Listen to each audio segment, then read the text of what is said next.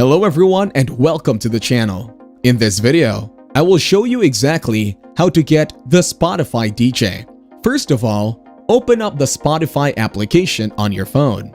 To find the DJ option, scroll down into its home screen. Then, go to the search icon from the bottom bar.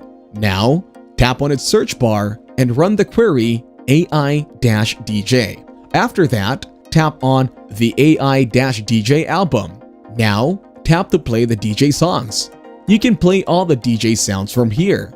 When you cannot determine what to play, Spotify DJ will mix a selection of loved and new songs it believes that they can love.